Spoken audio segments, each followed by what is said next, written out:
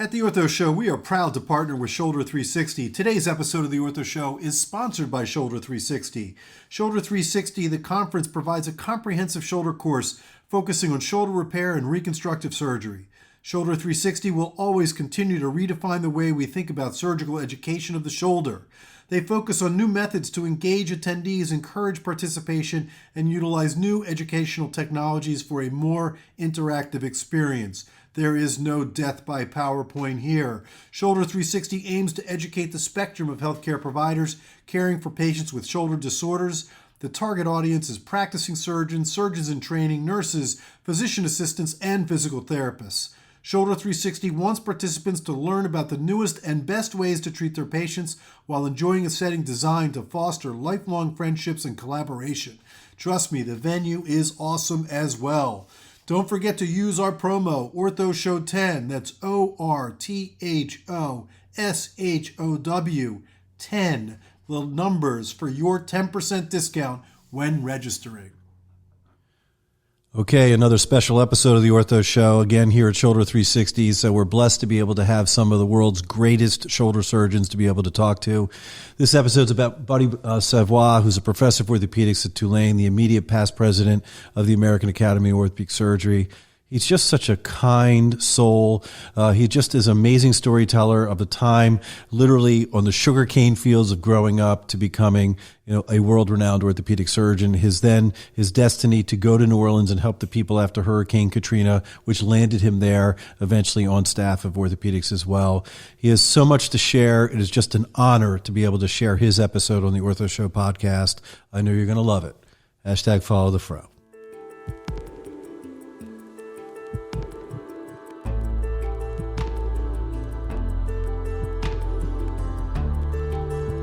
From Medical Media, this is The Ortho Show.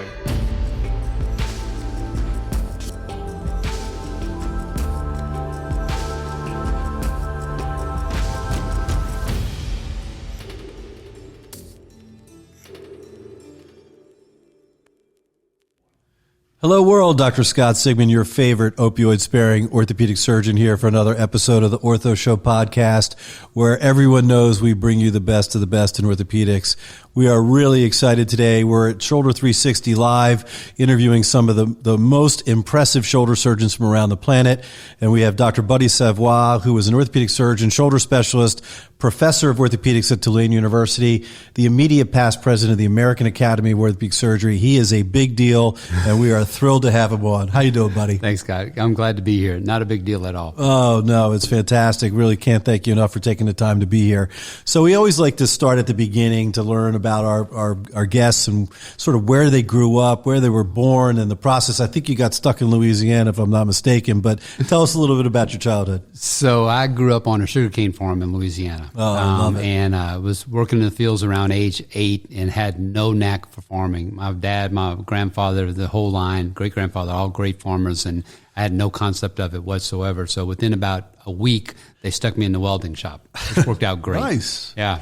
And that sounds like a little orthopedic learning center. Oh, it was great. We built our own stuff, built our own trailers and fixed everything. And so I work with some guys that are truly creative in what they did, and I learned to be a welder. So it was terrific. So literally a welder at the age of 8 or 9 years of age? So by the time I was 12, I was building trailers. That's and amazing. It was evenings and then summer. That's the job we did at the summer until I got old enough to do some other things. All right, so, I don't see sugarcane farming and orthopedic surgery coming together too easily. So I couldn't tell the difference between a weed and a sugarcane plant. I was just the most god-awful person at it that you could ever tell. And genetically, I should have been good, and it just, it's kind of like a musical gene. I don't have that one either. My mother's a concert pianist. I can't play a lick and carry a tone, and same thing with farming. It just totally skipped. All right, so where did the medicine thing, how did that come into play somewhere? So I second grade in a little Catholic school down the bayou in Louisiana. My second grade teacher, we were taking penmanship. You don't do that anymore, take penmanship. But I took penmanship, and she walked over and said, "You write so badly, you should be a doctor someday." So that planted the second seed. grade. That was perfect. That's like maybe one of the earliest on the Ortho Show. Second grade for sure. No, I love that. But for real, so at that point, I mean, it sounds to me like the welding thing is a hands-on process. Right. That really made sense for you. And so, but seriously, when was the medicine was from that So point pretty on? much probably midway through high school or whatever, it was something that I liked, and there were medical issues, and you watched them happen, and basically decided I want to try to go to med school, went to college and then to med school, and went to do that to do family practice. I really did. I was going to be a primary care doc. Interesting. And that was all done at LSU, so you're staying in the home state, close by to family. Never thought about all the stuff that's happened subsequently. It's just been very, very fortunate. But midway through med school, I did an orthopedic rotation with a guy named Dickie Robichaux, who's passed away now, but he was a resident, and we hit it off. And I said, oh, this is fun. I like doing this. It reminded me actually of welding a lot and just putting some stuff back together. And so I decided to apply and went to interview in Mississippi, and Jim Hughes was the chair. Great person, just a wonderful guy. And he said, well, if you come here, I'll send you to Europe during the residency. I was like, holy mackerel. I'll never get to go to Europe. I should go do this because it'll never happen again. Who knew world travel would be in the future? And he lived up to it. I trained with Martin Allgauer and Tom Rudy and some guys over in Basel, Switzerland, and it's just been fun ever since. Oh, that's fantastic. So it wasn't too traumatic for you to go from Louisiana to Mississippi. So you weren't going across the Mason-Dixon, right, but you were going to still stay south, which I love. All right, so from there, so you're doing your residency at University of Mississippi, and you get to go travel to Europe. They held up on their process, which is awesome. And then you decide, okay, I need a little bit more training. I want to get a little bit more going on. So tell us about your fellowships. Okay, so I did quite a few. So part of the Europe thing was an AO trauma fellowship, which was good. And then as I came through residency, I liked hand and wrist surgery, and I wasn't very good at it. But I also really liked the elbow and the shoulder, and that was sort of the beginning. We didn't have much of that in Mississippi and in that area at the time, and there were no comprehensive arm fellowships at the time. So I started applying, and I was just so incredibly lucky. I interviewed with John Gould, and he sits there and he goes, if you tell me, yes, you want to come work with me, you don't have to do any more interviews. I guarantee you I'll take you. And I went, okay, that's pretty easy. So you're going to Europe, you got yourself a job, everything seems to be falling into place. This is all going well. And then I go interview with Kasperi, and I'm supposed to interview with everybody in the group, and Dick Kasperi at that time, best shoulder arthroscopist in the history of the world. Literally. Probably still is. Probably Steve Snyder, Kasperi. Yeah. I mean, there were just a few people just early on, right? And Dick was before anybody else, and just the greatest guy, great speaker, great person, unbelievable surgeon. And so we start talking, and it's like every idea I had about the shoulder, he's light years past me, but we were on the same track. So we ended up going for a cup of coffee at about 8 in the morning, and at 12:30, we were still visiting, and he finally said, look, you just go home. You're going to come here. You're starting January 1st. This is what's happening. And I went, okay. So this is your third fellowship at that point? This will be the third fellowship. So the one, Dr. Gould moved from Birmingham, trying to stay in the South, to Milwaukee. Okay, that wasn't going to happen. That's a little different. That wasn't going to happen. I wasn't going to Milwaukee, but I actually loved Medical College of Wisconsin, and then I spent half of that fellowship at Mayo. So that was cold, but unbelievable. I worked with Linscheid, Dobbins, Cooney, Morey, Cofield. It's like, holy mackerel. People that were writing the books. How did I fall into this by blind luck, some little guy from the bayous in Louisiana? And then from there I went to Richmond, and then with Kasperi, which was really funny, he decided that he was teaching a lot of courses, and he and Russ were doing them together. Mm-hmm. And so David Alchek was Russ's fellow. Russ Warren, everybody, just to make sure that we know it's all good. Sorry, I should have said that. Russ Warren's fellow. So Dave Alchek was Russ's fellow, and I was Dick's fellow, and they went to all the same meetings. So twice a month, David and I are together trying to help out in the lab, because they brought us to be the menial workers. And you can't think of David Alchek right now and think of him as being just a lab instructor or something. Sure. And yet we were there together, kind of awesome. swapping stories and everything. So, just so lucky to meet and visit and get to know all these great people during my career. No, it's funny. I have to tell the Mark LeBay story. So we had Mark on as a guest, and another exquisite, great surgeon. And he tells this story of, you were back now, you go and you take a job in Mississippi where you'd done your residency, and he was at some lab or something, and it turns out that it had rained and nobody showed up. And then, he's like, and some doctor, Buddy something comes over and hangs out with me, and he starts working with me in the lab, and he took me under his wing. And I spent like the entire lab working with this. And he's like, I go look him up afterwards. He's like this world-renowned surgeon, and he came over and hung out with me. But that's your personality. I mean, that's who you are. We just had a good time. I'm a lab rat. I like going to the lab. I like learning stuff. And when Mark's talking about there was a flood in Houston. Yeah. And I was over there at Walt Lowe's guest, and he said, I want you to teach all my faculty how to scope shoulders better. And I was like, okay, fine. And then the faculty couldn't get in, and Mark was there, and I was there. So, like, if you have a cadaver and I have a lab and I don't have anything else to do, we'll just play for a while. Yeah, so mini fellowship, and next thing you know, it's like, there I am, and he comes in and joins on board with you guys. So Larry Field was with you then at that point as well? I recruited Larry back. He was a resident under me, and then when he decided he liked shoulder and elbow surgery, so we basically picked HSS for the fellowship. Dick would have taken him, and Terry Whipple and the guys in Richmond. I said, well, we need to bring a different perspective. If we're going to have a fellowship and teach, you don't want to teach the same thing. You want people to have a variety of experiences. And so he went off and did his fellowship. We brought him back to join us. Just the best partner.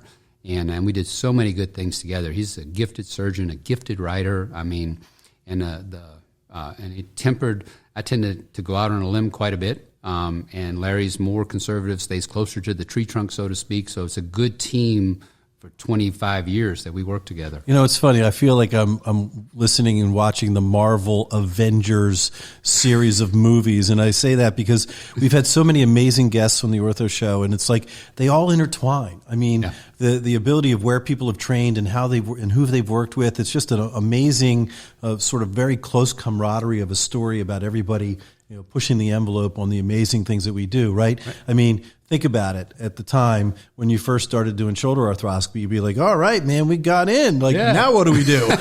Right? Oh, there's a bone spur. Let's figure out the anatomy. Yeah, right? Figure out the anatomy. Steve Snyder comes up with the 16 step process to identify everything. And then all of a sudden now, like, what are we going to do? And like, there were no anchors. We had to develop anchors. We had to develop instruments, and just an amazing process that you've lived through your entire career. It's been absolutely great. And I do have a couple of talks. One is on the history of shoulder surgery, but another one on the history of shoulder arthroscopy. And the young people can't even conceive of a world without anchors and suture passing devices. Yes. It just doesn't make any sense. Correct. And you tell them, well, we did transglenoid suturing, Dick Kasperi, Craig Morgan, and, well, why'd you do that? I said, well, anchors didn't exist. I mean, we'd stick a wire from the front of the shoulder, come out through the back. No, it's and crazy, pass huh? the suture, tie it down over stuff. I mean, I remember it as well. I mean, it just makes not a lot of sense now, but no. And then the first cuff, you're taking a needle and throwing it down a cannula and then trying to grab it with a grasper and pass it through the rotator cuff so you can get a stitch in. And no way to sew it back up. Yeah. You're trying to find tissue. It's just crazy times. Crazy times, and it's just amazing how it has such rapidly progressed. I'm sure 20 years from now, they'll be making fun of us for all the stuff that we were doing as well. I sincerely hope so. Yeah. They should be.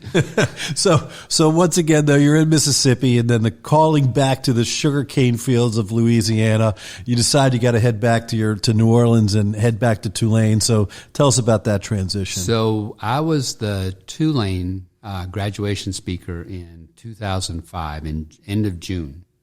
Great time. Baseball team's going to the World Series. Well, then Katrina hits and pretty much devastates New Orleans. Everybody saw pictures of it. It was actually worse in person. Sure. And about 3 months after that, Dr. Raul Rodriguez, who's chair of Tulane, calls and said, I said, oh, hey, how you doing? I'm so sorry for everything that happened. Didn't really enter into my consciousness very much. And he said, well, I want you to come down to Tulane. And I went, well, boss, thank you very much, but the city's underwater. You haven't pumped it out yet. And how am I going to work if it's flooded?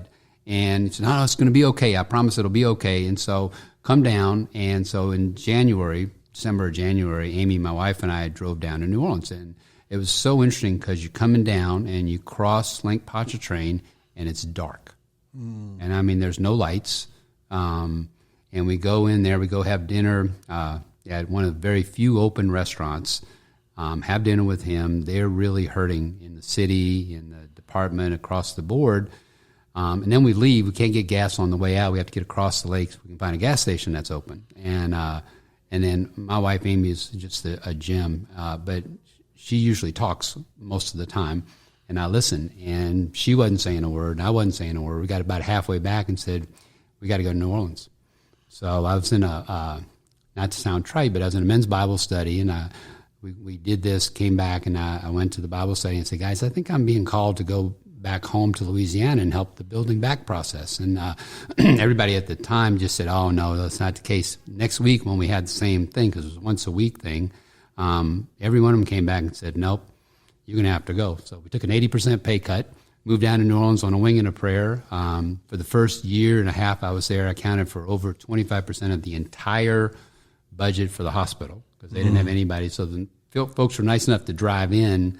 They'd call and say, "Are you still operating?" I said, "Yeah, I'm still operating." "Well, can I get to you without taking a boat?" And I go, "Yeah, I think if you drive this way, you can get here. And this is how we're going to operate." And so, and the other thing I told my partners when I left, I said, "Look, I'm going to go down there for 2 years and fix everything, and then I'll be back." So I like to tell people I woefully underestimated the job and overestimated my ability. so we're there 17 years now, and not leaving. What a great story. Literally a calling to be able to help the people that were so much in need at the time. And obviously, they love you. They kept you around. They haven't fired me yet. They gave you the chairmanship as well. So, and you built an amazing program. Well, just tell us about the people on your staff. I mean, we know them, but call them out. Oh, goodness. Well, Michael Bryan, his fellow shoulder surgeons, he's here at the meeting. Just unbelievable surgeon, great person. I mean, everything you think of, he's just better. He's so good and has brought a ton to the program. Wendell Hurd's a sports guy, does a lot of knee work, just an awesome person. Our joint team with Doctors Sanchez and Apple and Sherman is unbelievable. And then trauma, oh my goodness, we are so good. We got Paul Gladden. He came over from Florida to help us. And then Trey Martin is one of our residents, is actually from Louisiana, went off and did the Denver Trauma Fellowship, and now he's back with us doing just incredible work. And then Chandra Vemapali, his wife is from New Orleans, but he trained at Houston with Chip Rout.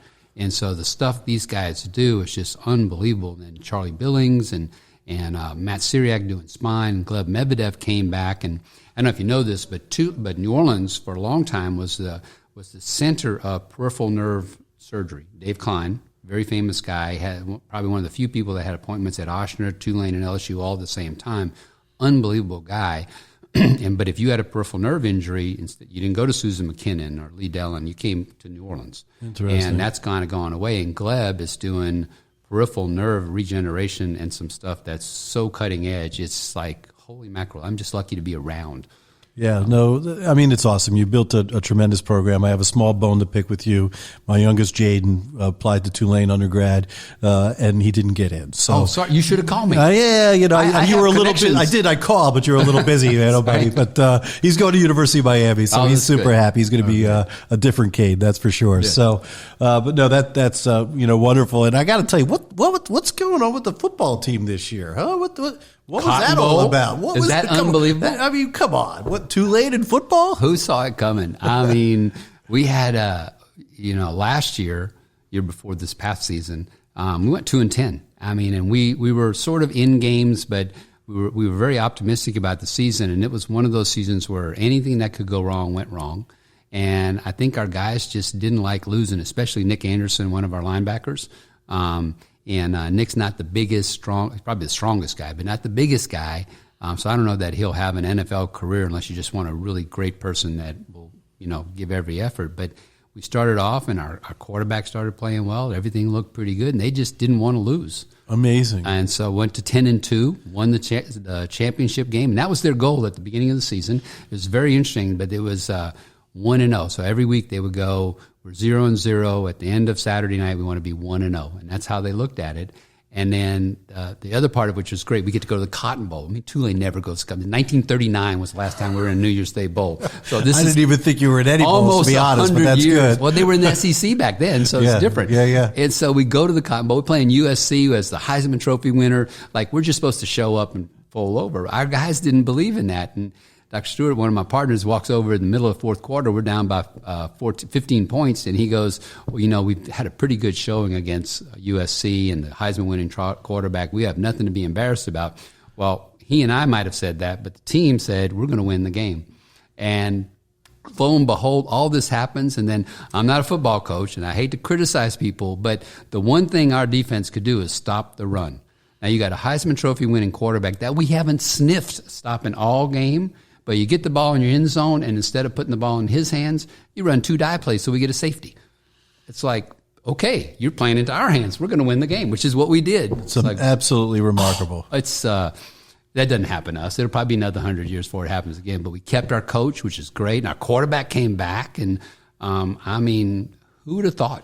No, that's absolutely fantastic. Let's talk a little bit about something that's another one of your great passions, and that's society involvement and education, right? And you've been a part of AAOS, ANA, AOSSM, the Learning Center, past president of ASES as well, and now you're the immediate past president of the American Academy of Orthopedic Surgery. It's a tremendous amount of responsibility and time away from your clinical practice. So share with our listeners why that is such a passion for you. So I think we're all put here for a reason, and part of that is to look at the greater good. And we want to do the best job taking care of our patients. I mean, it's really a blessing to get to see a patient and take care of them and get them better and get them back to doing whatever it is they want to do, whether that's manual labor or professional sports, and we do everybody in between. And, I always tell my folks when they come in, especially parents that bring a child, it's no greater honor as a doctor to treat your child. I mean, it's one thing for you to trust me with you, but it's another thing entirely to take your favorite son or daughter, not that anybody has a favorite, and bring them to me and say, can you put him back on the field or her back on the court? And the answer is, yeah, I'll do my best. Well, in order to do your best, we think better globally and learning from each other all the time. So I think that focus on getting people better, taking care of folks in whatever method you can, should be a part of everybody's education. It should be a part of everyone's passion. And if you have a chance to help people do that, whether it's through a professional organization or volunteering at home or doing whatever, I think you yourself, me, all of us have been given a gift. And that gift is to get people back to doing whatever it is they want to do. So you've gotten that gift, and you need to share that gift with everyone. And if you can preach greater good to everybody, and you can take an organization like Shoulder and Elbow Society and start doing studies and get everybody together on the same page, then it's not that you win, it's the organization wins, but more importantly, all the patients win. And they get better. And with the Academy, it was a bit of an overwhelming task to try to preach that togetherness. We've actually succeeded this year. We got all specialty societies back for next year, and we've helped most of them with some of the things that they're working on. So it's been a really busy year, but a good year to try to get that. And the theme of the entire year was patient care and how to do it better together. And, I mean, that's what it's all about, is just taking care of people. Yeah, I mean, we want to heal our patients, keep them moving. And, as a general rule, if you're a surgeon and you're a busy surgeon, you can see so many patients in a day. You can operate on so many patients in a week. But when you get together and you educate and you collaborate, then you're helping doctors who will then help patients that you'll never meet, but yet you make a difference in their lives as well. I agree. So, incredibly well said. Well, Buddy, look, I know you're super busy here at Shoulder 360. You got to run off and do 17 other things as you always do. It's been just a real pleasure to have you on. I want to thank you for your decades of service to orthopedic surgeon and the amazing changes that you've made. You're, a compassionate individual, and it's just been a pleasure having you on the show. Oh, thanks, guys. Completely my honor. I appreciate you asking me. Oh, it's my pleasure. This is Dr. Scott Sigman, #FollowTheFro, host of The Ortho Show. Till next time.